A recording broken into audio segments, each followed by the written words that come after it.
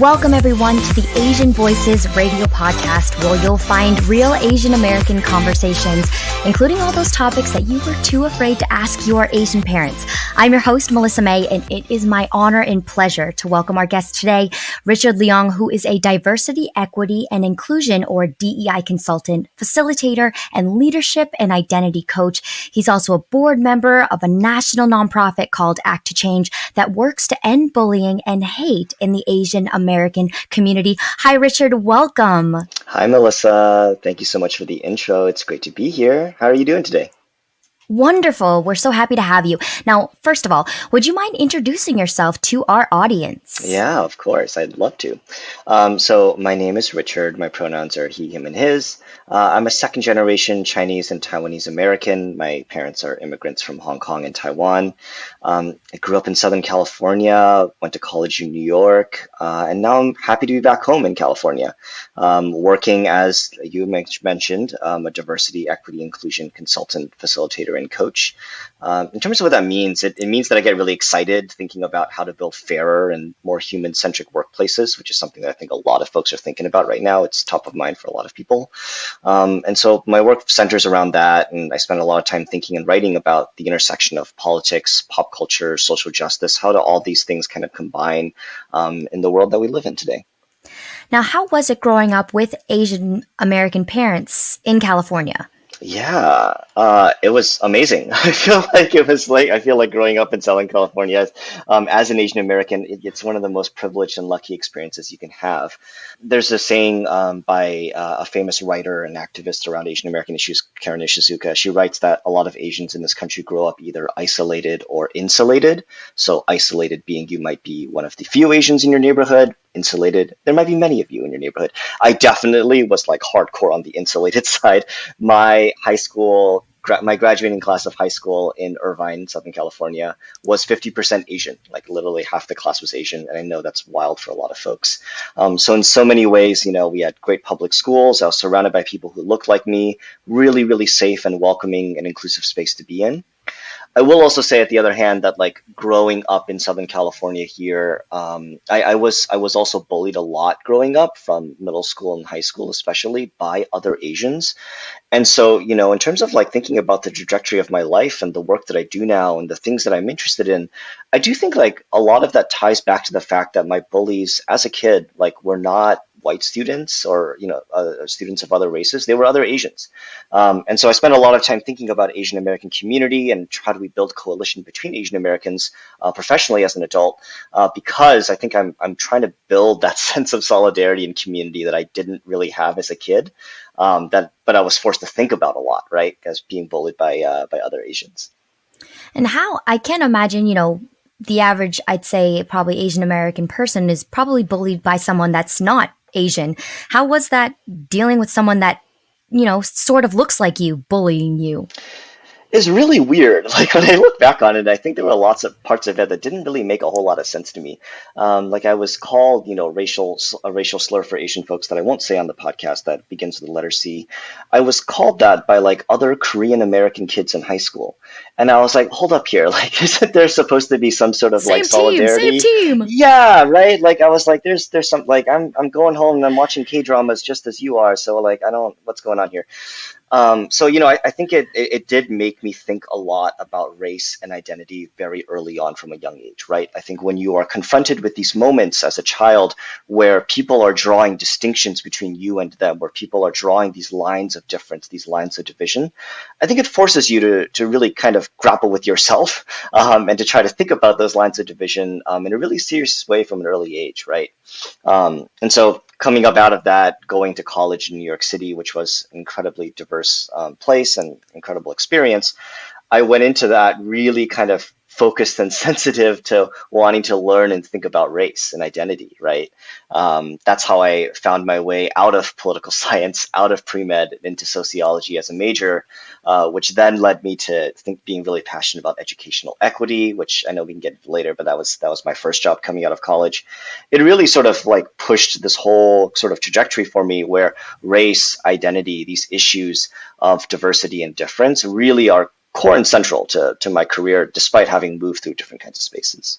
So, Richard, a lot of people don't have the opportunity to turn their passion into a career. So I'm really happy that you're able to do that. But kind of segueing back, do you have any advice for those who may be experiencing bullying at, maybe that they're in school, or parents that are dealing with kids that are being bullied, or, adults that are being bullied in their workplace? Yeah, oh my gosh. There's so many things that I wish I'd heard when I was in that situation. Let's separate these out a little bit. I would say that starting first with like kids and for parents, guardians, folks that work with kids who are experiencing this, then two things are incredibly important.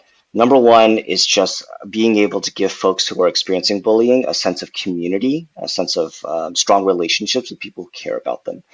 There's something about being bullied there where it just makes you feel like you are like the smallest and like only person in the world who ever experiences these things. There's something incredibly isolating about that. So number one is just I think wrapping folks in like a really deep, strong, loving sense of community. The second thing, especially for young folks, is I think giving them the vocabulary to understand what it is that they are experiencing, particularly like the actions as well as the feelings that come up from being bullied. There is something about where when you give folks a word to explain what it is that they're dealing with, like, oh, this is bullying, or oh, that's a microaggression, or like, oh, like that, didn't feel right for whatever reason. When we can give folks the vocabulary, I think A, it helps them understand it better. It helps them sort of like process that better. B, it also means that, like, again, you're not alone. This has happened to enough people that we actually have a word to describe what that is.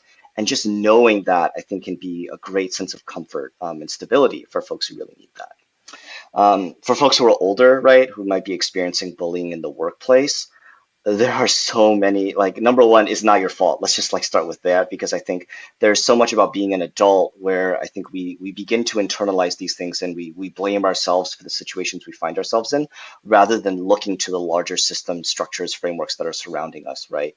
And so I don't have any specific or sort of tangible solutions, because the work looks so varied. But I will say, as a DEI consultant working with companies, right, working as a coach with my clients who are adults that work in companies, many times the fault does not lie with the individual. It lies with the leadership of the organization and the culture that they have either allowed, or rather not allowed to the culture that they've allowed to fester in place of what should be there. These are all things that are like much larger problems than any individual person, right? So it's not your fault, and it definitely is a bigger picture problem. Absolutely. And for our listeners, do you have any resources that off the top of your head, books or websites that, to educate themselves as a parent, or maybe to go to if they are experiencing something in the workplace? Yeah. I will have to definitely shout out a couple folks on LinkedIn. I spend a lot of time on LinkedIn as a professional networking site, right? And thankfully, the world of DEI sort of influencers and thought leaders on LinkedIn is really, really powerful. And it's been really helpful for me in my own career. So would definitely recommend that folks follow a couple folks like, let's see, Michelle Mijang Kim, who is the author of a book called The Wake Up. I highly recommend that to everyone. I would also recommend folks follow Lily Zhang on LinkedIn. That's Lily, Lilyzheng, also an incredible leader in the DEI space, who's got a book of their own coming out soon. There's many more that we could probably put in the show notes, but those two jump to the top of my mind. It's so awesome that there are resources out there, because I feel like maybe back in the day, people didn't have, a collective place to go to try to learn about what's happening and what they can do to try to reduce that problem. But jumping over to the pandemic, which I feel like we're coming out of it, but it's still kind of lingering. You made a career decision to pivot, which is a huge change, especially during such a crazy time, from education, nonprofits, and civic leadership development to pursue a role in advancing DEI in tech. Not only that was super brave of you, but in your bio, I saw that you were once a math and English teacher for 2 years, I think. And I know DEI policy is very important for businesses in all industries. But what motivated you or inspired you to be like, hey, you know what? I'm going to shift careers from education to the DEI sector. And then also, can you tell us about your career as a DEI consultant? Multiple choice question. Yeah, let's start with the journey of the pivot, because that's a long story for sure. I would say that okay, the context I'll give here is that, and this is not news to anyone. I think we all understand this, but the skills, the knowledge, the perspectives that we have that we bring to our work, that's a reflection of the context, the environment that we've grown up in, right? The environment that we've come up in. And so coming out of college with a sociology degree and a really strong passion in educational equity, I worked as a teacher. And after doing that for a few years and then moving into nonprofits, I had basically come to a point in my career where, thanks to coming up in education and nonprofits, I had a really, really strong sense of what diversity, equity, inclusion looked like and meant from that sort of like social justice perspective, right? Working in public education, we are confronted with the inequities of society every day in our classrooms. Our schools, particularly, right, are sometimes the most visible window to the racial and economic segregation that exists in America. We see that reflective in which kids go to which schools, right? So I had the privilege of, since I worked in this space, I had the privilege of being able to be thinking about DEI for a really, really long time. Not only that, throughout that career in education nonprofits, I had truly the tremendous gift to be able to be surrounded by really progressive, strong leaders in the Asian American community, for whom thinking about our identity, thinking about what it means to be Asian under this like wide racialized hierarchy that is the United States, that is not sort of an uncommon experience, right? I was lucky to be surrounded by folks who really knew the history of Asian American activism, who really knew and had practiced sort of what does it look like to build solidarity across different lines of racial difference, right? So I had all of this just by luxury of coming up in education and nonprofits. And when the pandemic hit, I was already looking to make a shift. I would say that the murder of George Floyd really, really changed a lot of things for me, because with that event, I had friends and friends of friends from college and so on that had spent their entire career in the private sector, many of whom were Asian. And all of a sudden, folks started just like reaching out to me. In the past, whereas my Facebook sort of posts about politics might have incited, let's say, rigorous debate and discussion, more like debate. Now folks are reaching out asking for help, right? Folks are asking like, hey, Richard, what do you think about what's happening right now? What do you think about what does it mean to be Asian? Like with all the racial uprisings that are led by Black Lives Matter, like what does it mean to be Asian? And all these folks reaching out asking for help. And I realized that the knowledge and experience and the perspectives that I had been so lucky to receive coming up in education nonprofits, there was a tremendous opportunity to bring that into the private sector, an industry I'd never worked in before, and really share that gift, right? Really be able to share with other Asian folks like, hey, here are some Asian American leaders in our history that have been incredible activists, that are really great role models with really great life lessons that we can learn from right now. Hey, here's a model for like how to build community across different lines of racial groups that was used by various nonprofits in the 70s. And hey, we could use that for your employee resource groups right now, right? This is a framework for how to build coalitions that we could apply right now. And so I made that shift and that pivot because I was really interested to bring these skill sets into a new space and to see what I could make of them. Wow, the fact that you're mentioning that there were things in place in the 70s that are, relevant today, it shows that we definitely need to make a change. I feel like we definitely need to make changes. And one way that you've been doing that is you're an inaugural board member of a nonprofit organization called Act to Change. And are you still on this board? I am still on this board. So Richard, can you talk about your career as a DEI consultant now? Yeah, happy to. Thanks for reminding me of part 2 of the question there. Yeah, it's incredible work. I definitely love it. Is it easy? No, it's very difficult in a lot of ways, but I think it's also challenging and a great fit for me in a couple of ways too. The number one thing that I would say here is that, DEI consulting looks very different depending on the type of person that you're talking to and the type of clients that they get to work with. What each and any of us who works in the DEI industry brings to our work is going to have to be incredibly personal. We all bring sort of a weird mix of knowledge, skills, and perspectives that reflects who we are as people. For me personally, I have always been, this has not always been good for my career. I've always been like, just like a really nice guy. I don't know how to say that without sounding like I'm bragging about myself, but like, that's the truth of it, right? Like when people ask me questions, I want to explain things. Like I want to be helpful. I want to be nice. And where that's kind of, bitten me in the butt in the past is that it's led to a lot of burnout in past roles when it wasn't my job to explain, injustice and inequity to folks who never experienced it, right?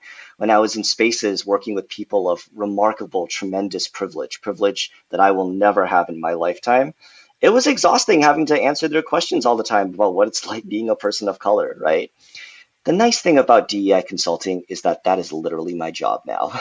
It is literally my job. Like I am literally paid At least you now. get I paid am now. paid now, which is the best thing about it. Yeah, I am paid now to literally help people sort of understand the wide range of experiences that we not only share in this world, but also how do we design organizational culture, systems, and processes to be better, right?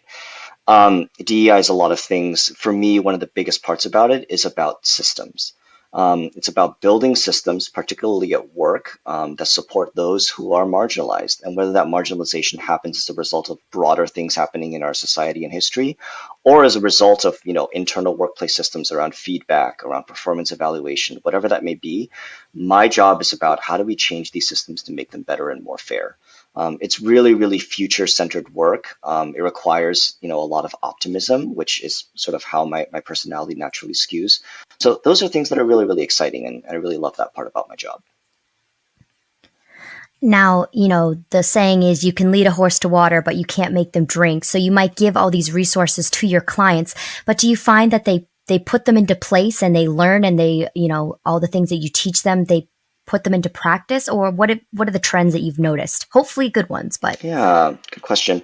The trends are all over the place because every organization is different, of course. I will say this, though.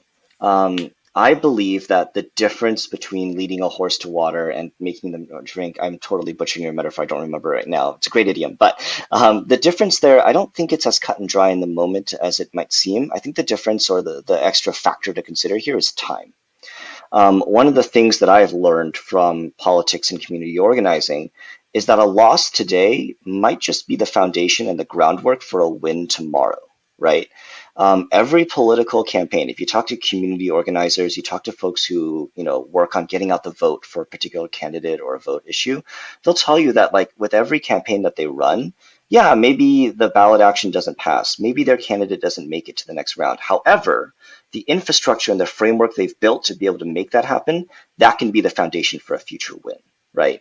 And so I would argue the same thing is true for workplace DEI for any company. Sometimes there are things that I will put out there that maybe are just a little bit too far down the line for some executives to really want to go for right now. But even just putting that idea in their head, sharing that with folks on the ground, regular sort of frontline employees, having that in their mindset as something to potentially aspire to in the future can often be something to point towards, right? So that's the beauty. That's the beauty of the work too, is that I take a long-term view to it sometimes. be the change, whether it's present or in the future, right? So you are an inaugural board member of a nonprofit called Act to Change. And are you still on I that board? am. I am. I'm super proud to be on this board. Ah, oh, well, so could you tell the listeners, about their mission and the programs and how you got to be on the Yeah. board? So Act to Change is a national nonprofit that was originally born out of the Obama administration's White House initiative on AAPIs. Back then, it was a public awareness campaign focused on raising awareness about the issue of bullying and how it impacted API students. API standing for Asian Pacific Islander American. Now, there's lots of different kinds of studies here, so the numbers are kind of a little bit all over the place. But back at the time, there was one that a lot of folks were sharing that pointed to almost 50% of API students were reporting that they would be bullied at some point in their careers in education, right? And so things like that are certainly, I think, not surprising for folks that are embedded in the community, but it's often not talked about because well, there's a lot of reasons why API folks aren't talked about that I think listeners to this podcast know already. Anyway, in terms of where ACTA Change is now today, we've moved out of the White House and are now our own standalone nonprofit, still focused on anti-bullying as our mission, and we're doing that through a couple of different methods. One, we do virtual programs that folks are welcome to check out on our YouTube and social media page. Our biggest event of the year every year is in May, the annual AAPI Day Against Bullying and Hate on May 18th. Also coming up soon in October, which is National Anti-Bullying Awareness Month, we'll be running a youth conference that I'm super excited to be planning right now. So besides doing all these virtual programs, we've also been able to be a part of some policy and advocacy efforts. Recently, some of our listeners may know that there's a couple states that have passed legislation to require AAPI history to be included in statewide curriculum, history curriculum, so that's super exciting. And then beyond that, this past year, we also launched our inaugural Youth Ambassador program, which was super exciting for me. We ran small cohorts for middle and high school kids in different cities around the country and led them through our leadership development programming. So yeah, lots of little things that we're doing all over the place. Super exciting time to be a part of the organization. Now, there's kind of a big thing that I know you didn't really want to talk about, but I think it's really important that you talk about. Your board was recognized for a pretty substantial award. Can you talk about that? Yeah, of course, of course. Last year, we were on Good Morning America's 2021 inspiration list of who is making Asian American Pacific Islander history. So that was pretty exciting for sure. And it's nice that it wasn't just one member of your board, it was the entire board. And I think that shows that the organization has surrounded themselves with a board that is knowledgeable. And that's the important thing about a nonprofit. You need to have people on the board that, have the same kind of ideals, but, enact change, which, I mean, it's in the name of your organization. So kudos to that. Mm-hmm. Now, you have quite a few other job titles as well, including a leadership and identity coach. Now, what are some of the qualities that you have that helped you become successful in this realm? Yeah. Oh man, this is also such a difficult question for me because I don't know how to answer it without like feeling like I'm bragging about myself. But I am happy to speak. There's no good elevator speech. I am happy to speak about the successes of my clients. We'll start there. I'll say this for folks. I know that a lot of folks, especially these days, I think more and more folks are thinking about maybe, hey, could I potentially get a coach to help me? And maybe I'm not feeling super satisfied in my career. Maybe I'm thinking about a pivot. A lot of folks, maybe not everybody, but a lot of folks are thinking about hopping jobs right now, right? I'll say this. I think that to me, in terms of being a leadership and identity coach for Asian Americans, one really, really big thing that I really pride myself on is that I don't see my clients, the people that I coach, as sort of empty vessels that need to be filled with whatever knowledge, advice, and insight that I have to offer, right? Like that's not how this works. This is not a one-way sort of directional transfer of information or whatnot. I come into any sort of coaching relationship, and even in my group coaching, my group facilitation, I like to see people as uniquely qualified, right? Everyone is uniquely qualified to do something. We just maybe don't know what that is, or maybe that job just doesn't, it didn't exist in whatever, kindergarten book you got about like jobs you could do. Like we don't know these things, right? So my role isn't to sort of like impart people with whatever I have to offer. It's to be a guide. I love conversations where I get to just chat with people as people to help them discern in their own words, right? Like what are the things about their background, their interests, their skill sets that make them uniquely qualified? And what are the potential things they could do that would be a really, really great fit for that? Well, building off of that, it seems like you really like talking about your clients more than yourself, which says a lot about you.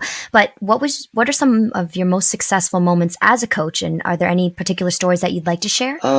Yeah, I mean, my cup is continuously filled by the very, very lovely, wonderful comments that I get back from folks. I've had folks tell me that some of my workshops and things have like changed their lives, which is a very, very high bar, and I'm very grateful for that. one specific story I'll share, just because I think this is interesting as an Asian, right? Like, I think for a lot of Asian American cultures, I definitely will not speak for all of us, but I believe that for many of us in the Asian American culture and community, there is, an idea that those who are older just have more knowledge and have more wisdom, and we need to sort of like venerate up to that. One of my favorite stories is that actually a woman who has maybe 15 to 20-ish years more work experience than me reached out to me just as a cold DM direct message on LinkedIn. She had been tasked by Slid into your DMs. yes, not the way that most folks sort of use that phrase, Not but that way. yes. Not that way. So this incredible leader, corporate executive with 15 to 20 years more experience than me, reached out because she had been asked by her fellow executives at her company to lead a workshop and a presentation, I should say, about what it's like to be Asian during Asian Pacific American Heritage Month. Yeah, incredibly Oh. broad. I don't really know what they were imagining when they asked her to do that, and she certainly didn't either, which is why she reached out to me, right?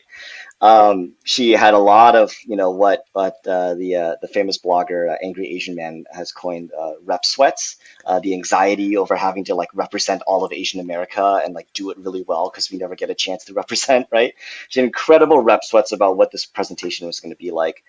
She also wanted to tell a story that I won't get into the details here, but she wanted to tell a story about a difficult conversation she had with her mother, that sort of highlighted, some of the really complicated ways that many Asian families have with the intergenerational connecting across generations, right?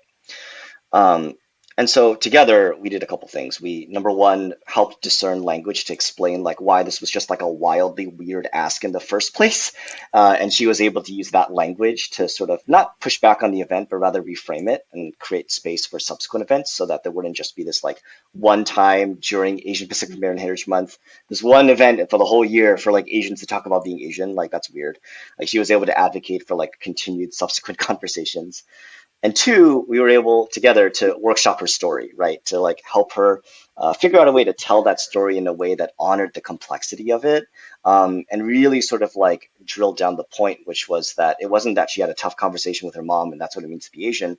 It's that relationships with our parents are really important as Asians, and they can be complicated because of all the things that have happened, the different things that are the different contexts that we've grown up with versus they've grown up with. We were able to workshop that story so that she felt comfortable telling it, and that it would be received in the way that she wanted to be received. So I'm particularly proud of that because I'm not going to lie, I had some anxiety when she reached out. I was like, what do I have to teach or help someone with so much more work experience than me? And yet, together we found a path forward. So that's always a story I love to share.